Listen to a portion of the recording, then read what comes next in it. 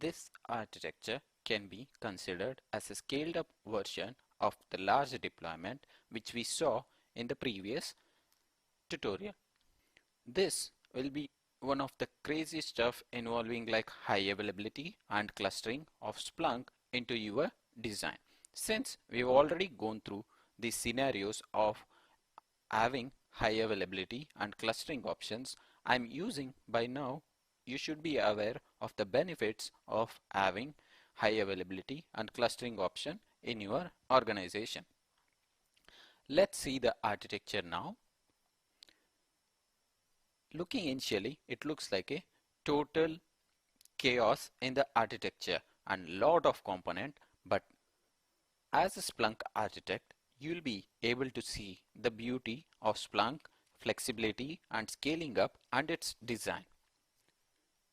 If you look carefully, there are two sites, that is site 1 and site 2.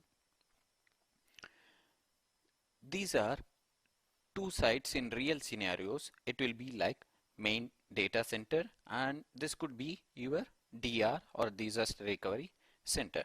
For our understanding, let us call them site 1 and site 2. The site 1 components looks identical to the large enterprise architecture which we have seen in our previous example. This is our site 1 architecture. If we just see in our previous discussion, we went through the large enterprise architecture which is identical to our site 1. It is clear that for high availability and cluster, we are considering only the large scale enterprise. So the site 1 is our main data center where all the logs are collected using universal forwarders, syslogs, and then parsed by our AV forwarders, pushed to the indexer for storage and retrieving. The searchers do their fancy stuff of fetching the data from indexers and visualizing, reporting or alerting. The same applies to the DR or our site 2, which is identical to our main site. But from this diagram, we can see that some of the components like the deployment server and the license manager are communicating to both sides. Having a deployment server talk to all the components will have a huge advantage of managing the configuration at one place. It talks to all the components like searchers, indexer, AV forwarder and the data sources. Similarly, we know from our previous modules that license manager talks to all the indexers that are present in site 1, site 2 or in any other sites of your architecture to keep track of the license utilization. Since it has very limited functionality, we can make it as a cluster master also. We can use the license server itself to function alongside as cluster master, which takes care of making sure that the data has been copied or replicated to the other sites and vice versa. The function of cluster master can be clubbed with deployment server or license manager. Although it is not recommended by Splunk, it doesn't have much of an impact on the performance. Since license manager, which has very limited functionalities, it can be made as cluster master too. And it is also the duty of cluster manager to make sure the replication and the search factors are met in between the cluster or the cluster members and make sure the cluster is stable. The health of the cluster can also be monitored from the cluster master. To conclude, let us go through some scenarios when the multi-site clustering will be adding value. Let's say one of the indexers in my main site goes down. So what happens?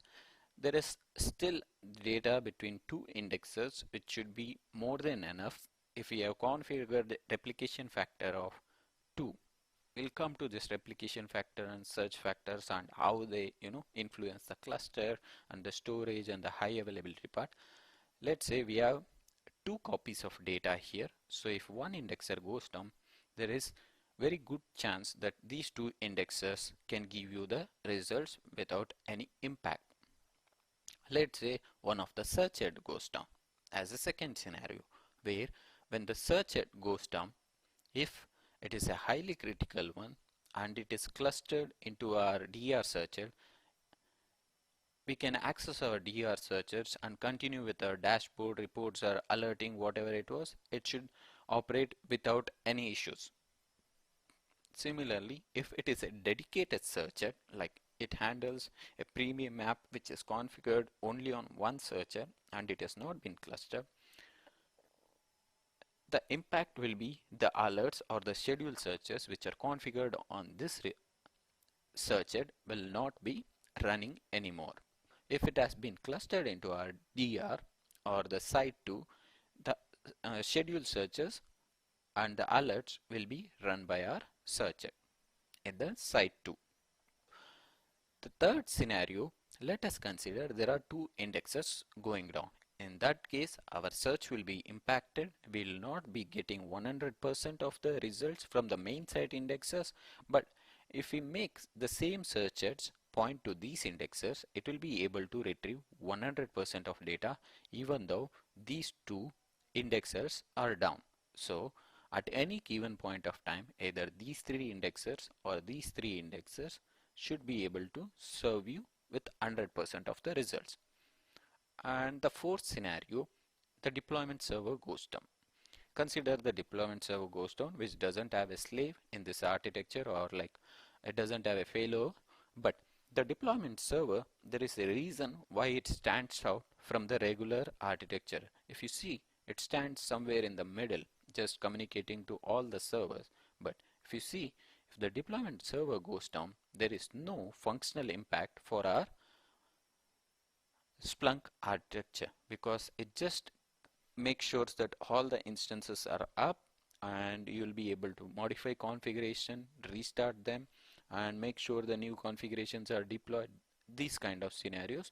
Whereas even if it goes down, the searcher, indexers and heavy forwarders will have a local copy of their configuration and it will be able to operate without any issues. In case of deployment server going down, probably let's say you're not able to bring up the server, make sure to restore the backup into new VM and you will be able to assign the same IP and server should be up within matter of no time.